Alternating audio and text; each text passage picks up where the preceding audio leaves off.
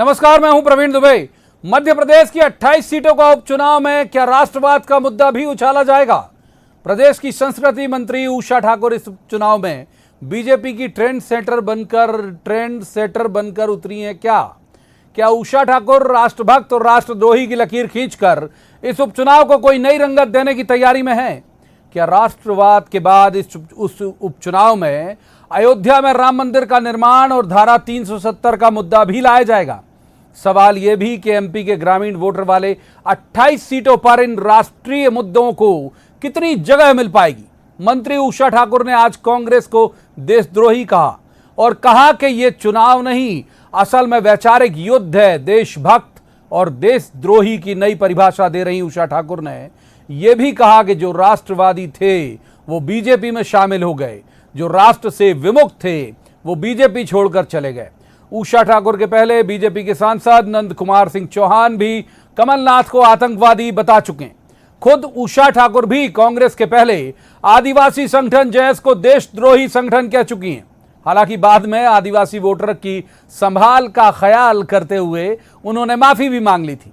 राजनीतिक दलों की विचारधारा का संघर्ष अपनी जगह, लेकिन बकौल उषा ठाकुर उपचुनाव को अगर वैचारिक युद्ध का स्वरूप दे भी दिया जाए तो इस युद्ध में किस पाले में खड़ा होना है ये तो वोटर ही तय करेगा। वही लकीर भी खींचेगा और वही बताएगा कि राष्ट्रभक्त कौन और राष्ट्रद्रोही कौन। बाकी गद्दार और बिकाऊ के बाद बीजेपी की तरफ से कांग्रेस को दी गई देशद्रोही की संज्ञा सियासी हवाओं में यह सवाल बनकर बढ़ रही कि क्या कांग्रेस देशद्रोही है? कांग्रेस ने उषा ठाकुर के इस बयान को लेकर पलटवार तो किया, निर्वाचन आयोग में शिकायत भी कर दी। तो 28 सीटों के उपचुनाव में राजनीति के इस नए टर्म पर, कांग्रेस को दी जा रही इस नई पहचान पर बवाल भी हैं और सवाल भी। जवाब तो देना होगा, लेकिन पहले आपको दिखाते हैं एक रिपोर्ट, देखिए।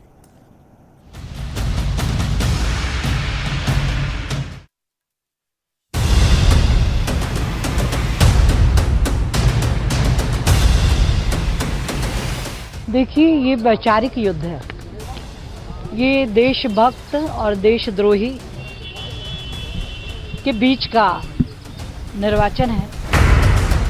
प्रदेश की संस्कृति मंत्री उषा ठाकुर ने लकीर खींच दी है। एमपी में देशभक्त और देशद्रोही की नई परिभाषा सुन ली आपने, लेकिन इस जवाब से चकित मीडिया को फिर भी यकीन नहीं हुआ। तो एक बार फिर पूछा गया सवाल, तो बकौल उषा ठाकुर अब तक तो कांग्रेस ही देशद्रोही थी, अब तो जो बीजेपी छोड़कर गए वो भी राष्ट्र विरोधी की श्रेणी में आ गए हैं। सुनिए जरा। जिनको राष्ट्रवादिता से प्रेम था वो भारतीय जनता पार्टी के साथ हैं, जो राष्ट्रवाद से विमुख हुए वो कांग्रेस के साथ। यानी जो बीजेपी में नेता थे जैसे पारुल साहू अब कांग्रेस में चले गए तो देशद्रोही होंगे भैया? हाँ, उन्हें विचार करना चाहिए। जाहिर है, गद्दार और बिकाऊ कहकर पार्टी छोड़ गए नेताओं को संबोधित कर रही कांग्रेस के लिए देशद्रोही के संबोधन से बात अब जनता और पार्टी के दायरे से बाहर राष्ट्र की सीमा रेखा में आ रही थी। पलटवार भी हुए और निर्वाचन आयोग में मंत्री उषा ठाकुर की शिकायत भी कर दी कांग्रेस ने। ये विपक्ष को अब देशद्रोही बता रहे हैं। ये लोकतंत्र की हत्या करके कुर्सी हथियाने वाली विचारधारा, जिसने कभी देश की आज़ादी में चीटी उंगली तक न कटाई, आज तक कोई इतिहास में इनकी जगह ही नहीं है। वो विपक्ष को लोकतंत्र में रहने ही नहीं देना चाहते, मतलब ये लोकतंत्र के विरोधी है। उषा ठाकुर इसके पहले आदिवासी संगठन जयस को भी देशद्रोही संगठन की उपमा दे चुकी हैं। बाद में जयस के बवाल और आदिवासी वोटर के नाराज हो जाने के ख्याल में उषा ठाकुर ने अपना बयान वापस लिया था। सारे राष्ट्रभक्त वनवासी होते हुए कैसे जयस जैसे देशद्रोही संगठन इस क्षेत्र में पनप। मैं उन सभी सामाजिक संगठनों का बहुत सम्मान करती हूँ जो जनजाति समाज के उन्नति, प्रगति और विकास के लिए कार्य कर रहे हैं। मेरी कथन रचना से यदि किसी को ठेस पहुंची तो मैं क्षमा चाहती हूँ। हैरत की बात यह है कि बीजेपी की तरफ से 28 में से 22 सीटों पर उपचुनाव करवाए जाने की जो वजह बताई जा रही है वो ये कि यहाँ विकास के कार्य रुक गए थे। ऐसे में वोटर छोड़िए, दल बदल कर रहे नेता देशभक्त और देशद्रोही की नई संज्ञा और विशेषण के साथ क्या नई पटकथा लिख पाएंगे? बिजली, रोजगार, पानी और सड़क के सवाल में वोटर के भीतर देशभक्ति का नारा उबाल ला पाएगा क्या? बाकी उपचुनाव में ये देशभक्त हैं और वो देशद्रोही, इस सवाल का आधार क्या है? जवाब तो देना होगा। भोपाल में अनुराग श्रीवास्तव के साथ bureau report, news 18 Madhya Pradesh Chhattisgarh. तो रस्मन, सबसे पहले मेहमानों का परिचय मैं आपसे करा दूं। हमारे साथ हैं भूपेन गुप्ता, कांग्रेस के वरिष्ठ नेता हैं, प्रवक्ता भी हैं। भूपेन जी का बहुत स्वागत। दूसरे मेहमान रजनीश अग्रवाल, बीजेपी के बड़े ऊर्जावान प्रवक्ता हैं। रजनीश जी का भी बहुत स्वागत है। तीसरे मेहमान दिनेश गुप्ता, पत्रकारिता का बड़ा चर्चित चेहरा है, अच्छे राजनीतिक विश्लेषक हैं। दिनेश जी का भी बहुत स्वागत है। भूपेन जी, आज से नई परिभाषा आपके लिए गढ़ दी गई है, देशद्रोही हैं आप लोग। पता चल पाया ठीक से कि नहीं आपको?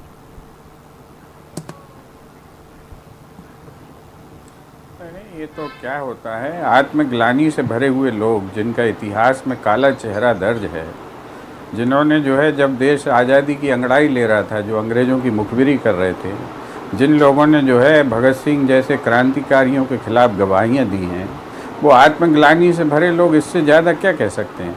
क्या कोई राष्ट्रवादी जो है देश की पटरियाँ बेच सकता है, देश की ट्रेनें बेच सकता है, देश के जो है स्टेशन बेच सकता है, देश के एयरपोर्ट बेच सकता है, देश की संपदा बेच सकता है, देश की संपत्तियाँ बेच सकता है, देश के पोर्ट बेच सकता है? कौन लोग राष्ट्रवाद की परिभाषा नहीं समझते लोग? जो देश की संस्थाएं हैं, जिन्हें इस देश के किसानों ने, जनता ने, इंजीनियर्स ने, डॉक्टर्स ने अपने स्वेद से, अपने पसीने से तैयार किया है, जिस देश का निर्माण किया है उन्होंने, भूखे मरते हुए देश को जो है आज विश्व की तीसरी अर्थव्यवस्था बनाया, उसको बेचने में लगे लोग राष्ट्रवादी कहलाएंगे। ये जो झूठी कल्पनाएं हैं और ये जो कपोल कल्पनाएं, एक जिसको आत्मसम्मोहन से भरे हुए लोग जो हैं, इनका कोई ठिकाना है क्या? इनकी बातें जो है, बातों में कोई तंत्र है क्या? सब ग्वालियर से आगरा के बीच में भटकने वाले लोग बातें हैं, बातों का क्या? आप रजनीश अग्रवाल का रुख कर लेते हैं। रजनीश जी, ये नई परिभाषा मैं समझता हूं दर्शकों के लिए विस्तार से आप समझाएं कि जो राष्ट्रवादी थे वो बीजेपी में शामिल हो गए, जो राष्ट्र से विमुख थे वो कांग्रेस में चले गए, बीजेपी छोड़ के चले गए। तो जो निरपेक्ष लोग हैं, हम लोगों की तरह जो किसी पार्टी के साथ नहीं है, हम लोग किस श्रेणी में आएंगे? देखिए प्रवीण जी, आप लोग, हम लोग, सभी लोग, इस देश के लोग एक ही श्रेणी में हैं, लेकिन एक राजनीतिक दल की विचारधारा के नाते स्वाभाविक है। भारतीय जनता पार्टी राष्ट्रवादी है, कोई साम्यवादी है, कोई समाजवादी है, कोई इनका सबका मिक्सचर बना हुआ है, कोई शकुनी बुद्धि वामपंथी से संचालित पार्टी है। तो तमाम प्रकार के विचारधाराओं को लेकर चलने वाली पार्टी है। हाँ, हम सांस्कृतिक राष्ट्रवादी पार्टी है। डंके की चोट पर हमारा जन्म इसी बिना पर हुआ। पार्टी का जनसंघ, जनसंघ के बाद जनता पार्टी, जनता पार्टी के बाद भारतीय जनता पार्टी। बाकी तो 135 करोड़ लोग इस देश के जो हैं वो एक ही देश के नागरिक हैं, भारत को माता मानने वाले लोग हैं। इसमें कहीं जो नहीं मानते वो आइसोलेटेड हैं, उसमें कोई दिक्कत नहीं है। यहाँ तो आस्तिक नास्तिक सब प्रकार के धर्मों को मानने वाले, पंथों को मानने वाले सबसे ज्यादा जो बीजेपी से विमुख हो गए, तो मुझे लगता है वो राष्ट्र से विमुख हो गए। इस लाइन की परिभाषा सर, राष्ट्रवाद से बिल्कुल बिल्कुल, उसमें कोई दो मत नहीं है। राष्ट्रवाद से विमुख हो गए। कांग्रेस की राजनीति राष्ट्रघाती शक्तियों को राजनीतिक संरक्षण देने वालों की है, जो संविधान को गाली देते हैं, जो प्रधानमंत्री के इस देश को गाली देते हैं। नागरिकता संशोधन कानून के समय जलसा जुलूस निकाल के जो जिस प्रकार की गाली गलौच हुई थी, आप सभी लोगों ने, मीडिया ने दिखाया था किस प्रकार से कोहराम मचाया था। जो 370 के मामले में कोहराम मचाते हैं, जो सुप्रीम कोर्ट के आड़े हाथों लेते हैं, जो सुप्रीम कोर्ट को भगवान श्री राम का मंदिर का निर्णय आता है तो उसके बारे में तंज कसने का लिंक शेयर करते हैं, वो कांग्रेस के नेता ही हैं। तो राष्ट्रघाती शक्तियां हैं जिनको राजनीतिक संरक्षण देने वाली कांग्रेस है। इसमें कहीं कोई पर्याप्त वक्त दिया। दिनेश गुप्ता जी का रुख कर लेता हूं। दिनेश, दोनों पॉलिटिकल मेहमानों को पर्याप्त वक्त दिया। दिनेश जी का रुख कर लेते हैं। दिनेश जी, एक स्केच बना दिया बीजेपी ने, उसमें कलर भरना है, कलर भर, रंग भरो प्रतियोगिता चल रही है। तो आप रंग भर के खुद को राष्ट्रद्रोही वाला रंग भर पाओगे आप या राष्ट्रभक्त वाला इस स्केच में? देखिए प्रवीण जी, जो राष्ट्रभक्ति, राष्ट्रवाद, ये इतने व्यापक जो है शब्द है, इनको आप छोटी सी कोई, आप किसी एक मुद्दे पर नहीं बांध सकते हैं। आप इसको क्या आपने एक कोई मुद्दा ले लिया और उस पर कह दिया कि आप राष्ट्रभक्त हैं, देशभक्त हैं कि नहीं है, इस तरह की जो बातें हैं, मुझे लगता है कि इसका महत्व कम होता है। बार बार इस बात को दोहराने से इसका महत्व कम होता है। जहां आवश्यकता है, जहां ऐसा राष्ट्र पर संकट की बात, तब तो आप राष्ट्रवाद की बात करिए। या किसी ने देशद्रोही का होने का काम किया है तो निश्चित तौर पर जो है आप उसको आपको अदालत में भी जाना पड़ता है, बहुत सारे जो है उसके ऑप्शन होते हैं, लेकिन इतना छोटा नहीं है कि हर बार हर चुनाव में या आप कोई मुद्दा नहीं है ऐसा तब भी आप इसको कहते हैं, तो निश्चित तौर पर इसका प्रभाव कम होता है और लोगों के मन में जो है कोई बहुत अच्छा संदेश नहीं जाता कि आप यदि चाहो कि कोई राजनीतिक लाभ मिल जाए। धीरे धीरे लोगों को लगता है कि इनकी तो आदत है, जहां आवश्यकता हो वहां आप बोलिए, पूरा देश आपके साथ खड़ा होता है। आप किसी भी मसले पर देख लीजिए, जब भी जो है राष्ट्रभक्ति की बात आई होगी तो इस देश के लोगों ने साथ दिया होगा, लेकिन आप किसी छोटी सी चीज पे कि आप वहां उस दल में है तो नहीं है इस दल में, क्योंकि वैचारिक लड़ाई, विचारधारा की लड़ाई दलों के बीच है। भाई आपकी विचारधारा में आप राष्ट्रवादी हैं, किसी दूसरे की विचारधारा में अपने हिसाब से राष्ट्रवादी है, धर्मनिरपेक्ष है, तो वो आप किसी को सर्टिफिकेट नहीं दे सकते। आप लगातार हर चीज ठीक बात है। जो दिनेश जी कह रहे हैं उसको थोड़ा और विस्तार एक शेर की शक्ल में दूंगा। ये कह रहे हैं कि बार बार दोहराने से उसका महत्व कम होता है, तो एक शेर भी है कि वो अक्सर कहते हैं कि वो मेरे हैं, अक्सर क्यों कहते हैं, हैरत होती है। एक बार रुक कर लेते हैं भूपेन जी का। भूपेन जी, आपके लिए एक सब्र की वजह या थोड़ा संतोष की वजह हो सकती है कि जब उन्होंने जयेश को कहा था तो कहा था कि जयेश पर देश को तोड़ने के लिए आदिवासियों को प्रशिक्षण देने के पर्याप्त प्रमाण मिले। आपके पास प्रमाण नहीं है अभी कम से कम उषा ठाकुर के लिए, तो आप थोड़ा संतोष आपके मन में होना चाहिए कि अभी बिना प्रमाण के ही देशद्रोही कहा है आप।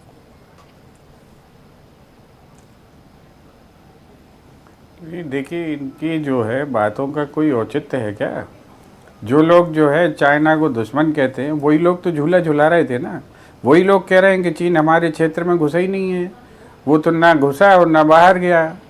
आज जबकि जो है होम डिपार्टमेंट कह रहा है कि घुसा था और देश के तो ये इनको ये राष्ट्रवाद की कौन सी परिभाषा में आएंगे? जो पाकिस्तान को दुश्मन कहते हैं और जो है चुपके से जो है अपना प्लेन उस पर बिना बुलाए उतार लेते हैं वहाँ पर, इनको किस परिभाषा में रखोगे आप?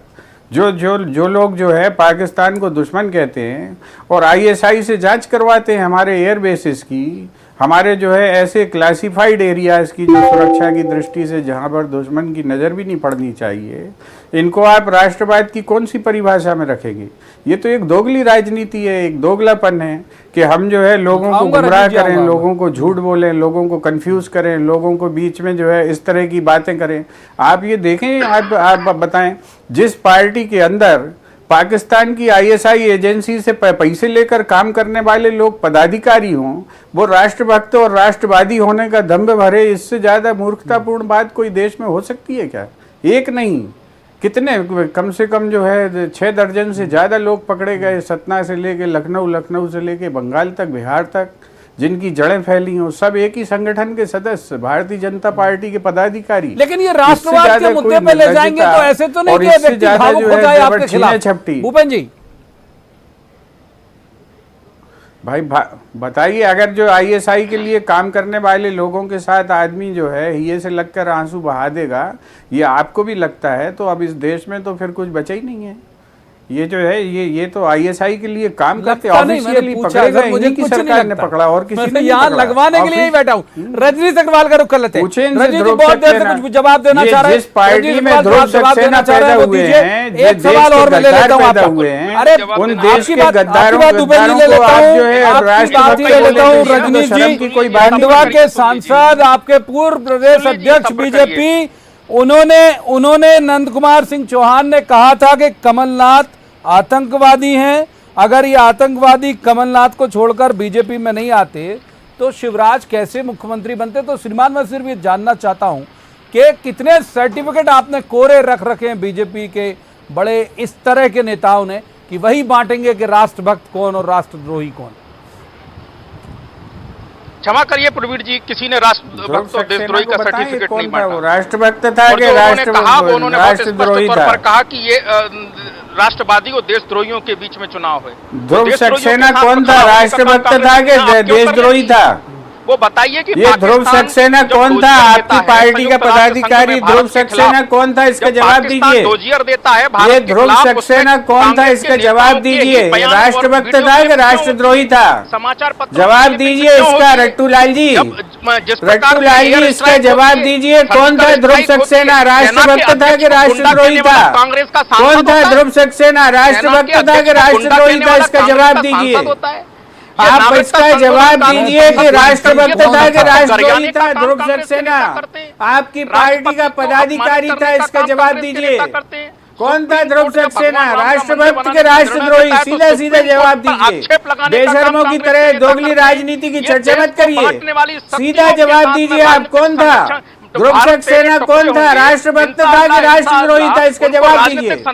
ध्रुव सक्सेना कौन था? राष्ट्रभक्त के राष्ट्रद्रोही? इसका जवाब दो, इसका जवाब दो देश को। देश जानना चाहता है कि देशभक्त था कि देशद्रोही था ध्रुव सक्सेना।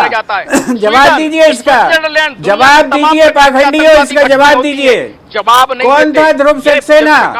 ध्रुव सक्सेना कौन था? ध्रुव सक्सेना कौन था? ध्रुव सक्सेना कौन था? राष्ट्रभक्त के राष्ट्रद्रोही भारतीय जनता पार्टी का पदाधिकारी था, सीआईए से तनख्वाह लेता था, इससे आईएसआई से मैं चाह रहा था एक एक करके बात हो जाती, लेकिन ये मौका हमारे दोनों पॉलिटिकल गेस्ट ने दिया नहीं, इसलिए दिनेश गुप्ता जी का रुख करूंगा। दोनों को रोकूंगा, माफ कीजिए। वक्त रहा तो जरूर आऊंगा, अलग अलग आपका विजन समझने के लिए, दृष्टिकोण समझने के लिए आऊंगा। अभी दिनेश जी का रुख कर लेता हूं। दिनेश जी, ये जो चलन है जिसको रजनीश जी ने सिरे से खारिज किया, बीजेपी इसे ओन करने के साथ साथ, मतलब सीधा ओन नहीं करती लेकिन डिफेंड करती है। इसका मतलब यह है कि एक लाइन ऑफ एक्शन है बीजेपी का भी, कि इस तरह से ट्रेंड भी सेट किया गया। नंद कुमार चौहान जो कमलनाथ को आतंकवादी कह देते हैं, ये राष्ट्रवादी कह देती हैं लगातार, ये कई मसलों पर बोल चुकी हैं। ये भी बोल चुकी हैं कि जो माँ मैगी खिलाती है उससे बढ़ के आलसी कोई दूसरी माँ नहीं हो सकती। हर मसले पे बोलती हैं उषा ठाकुर। तो उषा ठाकुर क्या ट्रेंड सेटर के तौर पर आई बीजेपी में? नहीं, मुझे नहीं लगता प्रवीण जी कि उषा ठाकुर और कोई ट्रेंड सेट कर पाएंगे। आप देखिए कि जयेश के मुद्दे पर जिस तरह से उनको माफी मांगनी पड़ी, इससे तो पार्टी को नुकसान ही हुआ। यदि आप वहां उपचुनाव है जिस क्षेत्र में, यदि वहां आप जयेश के संगठन को आप यदि राष्ट्रद्रोही बताएंगे या आप उनको कोई उपमा देंगे, तो उससे जो है नुकसान भारतीय जनता पार्टी का ही होता है। इस तरह के जो बयान हैं बार बार देने की आवश्यकता नहीं है। भारतीय जनता पार्टी की विचारधारा क्या है, मुझे लगता है 14 और 19 के चुनाव में जनता उसको प्रमाणित कर चुकी कि वो समझ चुकी कि भारतीय जनता पार्टी क्या है। हर उपचुनाव में इसको आप चला नहीं सकते। आप जो है आप इसमें जो दूसरे मूल मुद्दे हैं उससे आप ध्यान जरूर भटका सकते हैं। उनकी जो नेता हैं, दूसरे नेता उस लाइन पर नहीं चल रहे, और अभी तात्कालिक ऐसा कोई विषय नहीं आया जिसको लेकर उन्हें उद्वेलित होना चाहिए या उन्हें एक सर्टिफिकेट चाहिए कि जो हमारे साथ नहीं है वो जो है राष्ट्रवादी नहीं है। भाई, जो साथ नहीं है, विचारधारा की लड़ाई है, निश्चित तौर पर उसकी विचारधारा आपके खिलाफ है। आप खुद ही अपने आप कह रहे हैं कि हम राष्ट्रवादी हैं, वो दूसरी पार्टी नहीं कर रही है कि बिल्कुल ठीक है। तो रजनीश जी के पास चलेंगे, फिर भूपेंद्र जी के पास जाएंगे। रजनीश, बहुत अच्छी बात दिनेश जी कह रहे हैं। वो दिनेश जी कह रहे हैं कि भाई इतना उद्वेलित होने की जरूरत क्या है? जो आपके बड़े नेता हैं, शिवराज जी, जो सिंधिया जी, वीडी शर्मा जी, नरेंद्र तोमर जी, ये अपनी लाइन ले रहे हैं ना भाई, डेवलपमेंट पे बात कर रहे हैं, ये सब बात कर रहे हैं, उसी लाइन पे ले जाइए ना चुनाव को। ये क्यों उषा जी को डिफेंड करते हैं आप लोग? चुनाव तो नहीं, इसमें कहीं कोई संदेह नहीं है। चुनाव तो विकास के मंत्र और संगठन के तंत्र की ताकत के दम पर भारतीय जनता पार्टी लड़ रही है, इसमें कहीं कोई संदेह नहीं है।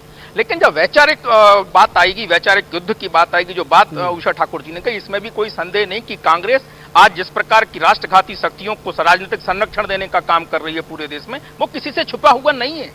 आप अमेरिका की घटना उठा के देख लें जो आए दिन घट रही है, स्वीडन, स्विट्जरलैंड की घटना देख लें, बेंगलोर की घटना देख लें, उस बारे में कांग्रेस कहां खड़ी है आपको समझ में आ जाएगा। मैंने नागरिकता संशोधन कानून का बताया, राम मंदिर के निर्णय का बताया, एयर स्ट्राइक, सर्जिकल स्ट्राइक का बताया, तमाम मुद्दे। पाकिस्तान के डोजियर में इनके नेताओं की वीडियो क्लिपिंग्स और तमाम समाचार पत्रों की कतराने लगती हैं बयानों की उनके समर्थन में, तो आप समझ सकते हैं कि किस प्रकार की ये नीतियों पर चल रहे हैं। तो मुद्दे तो आएंगे। हम देशद्रोही नहीं कह रहे कांग्रेस को, कांग्रेस कतई देशद्रोही संगठन नहीं है, इसी देश की संविधान के अनुसार चलने वाला राजनीतिक दल है। लेकिन जो मुद्दों की बात है, जो वैचारिक युद्धों की बात उन्होंने कही है, वो निश्चित तौर पर उन्होंने भी कांग्रेस को देशद्रोही नहीं कहा, इन्होंने अपने आप को जोड़ लिया। ठीक है, आपकी मोटी बात ले ली, यहाँ से मोटी बात ले ली। भूपेंद्र गुप्ता जी, वैचारिक देशद्रोही हो आप लोग, अब ये वैचारिक हो, मतलब एक ठीक तरह से नहीं हो, उस तरह की नहीं हो जैसे जिस तरह से हमने समझना शुरू किया। रजनीश जी ने उसका और फिल्टर किया। इनका स्टैंड गलत है। भूपेंद्र जी, ये विवेक स्टैंड गलत है आपका। चलिए और सरलीकृत कर दिया। मैं आपसे कहूं कि अभी ये विकास का मंत्र बता रहे थे। ये गरीबों के आटे के पैकेट में से 4 किलो आटा चुराना विकास का मंत्र है। 5 करोड़ गरीबों को जो है, आदिवासियों को जो है, जानवरों का चावल खिलाना, ये विकास का मंत्र है। ये जो चोर और डाकू लोग हैं, ये जो चोर और डाकू लोग हैं, ये इसे विकास का मंत्र कहते हैं। इन्हें शर्म नहीं आती। यही राजनीति का दोगलापन है, यही इनकी दोगली राजनीति है। ये गरीबों के साथ जो कर रहे हैं, छल कर रहे हैं। आज जो है हरिजनों के, दलितों के ऊपर अत्याचार करना, उनको घसीट कर पिटवाना, ये इनका विकास का मंत्र है। ये ऐसे विकास के मंत्र को लेके जाते हैं। ये जो है ये देश प्रेमी है। जो लोग भगत सिंह जैसे क्रांतिकारियों के खिलाफ अदालत में खड़े होकर झूठी गवाहियां देते हैं, वो जो है वो राष्ट्रभक्त हैं। ये राष्ट्रीय गद्दार हैं, कल भी थे, आज भी हैं। और ये आतंकवाद आपने बताया। आपने तो लोकमान्य तिलक को आतंकवादी लिखा राजस्थान की किताबों में। जब जो है राजस्थान में तो आपने पूरे विदेश की हमको शेयर करा दी। हम 28 सीटों का जिक्र कर रहे थे। दिनेश जी का छोटा जवाब लेने का अवसर जरूर दीजिए। दिनेश जी, एक छोटा जवाब आपका, क्योंकि बिल्कुल फिसल चुका है लगभग हमारे आज से वक्त। ये ऐसे नाजुक वक्त में आपको लगता, बीजेपी कांग्रेस दोनों के लिए, कांग्रेस ने अभी तक ऐसा कोई भड़काऊ या इस तरह का तत्काल पिक करने वाला बयान नहीं दिया। बीजेपी को संयम रखना चाहिए। कौन सा मुद्दा कब कहां आपके उल्टा पड़ जाए? दिनेश गुप्ता जी। नहीं, बिल्कुल। आप देखिए, बीजेपी हो या कांग्रेस, इस तरह के जो मुद्दे हैं ये बड़े संवेदनशील मुद्दे होते हैं। और ऐसे मुद्दे चुनाव में आपको कब गले पड़ेंगे ये कोई नहीं जानता। किस चीज पर पड़ेंगे आप सफाई भी नहीं दे पाएंगे। और चाहे कांग्रेस हो या भारतीय जनता पार्टी हो, कांग्रेस ने भी शुरुआत की थी। आप देखिए कि जिस तरह से सिंधिया जी पर आरोप लगाए, लक्ष्मीबाई की समाधि पे जाए, एक तरह से वही तक चीज थी। वही राष्ट्रवाद, वही देशभक्ति, वही चीजें हैं। आप किसी भी रूप में देख लीजिए।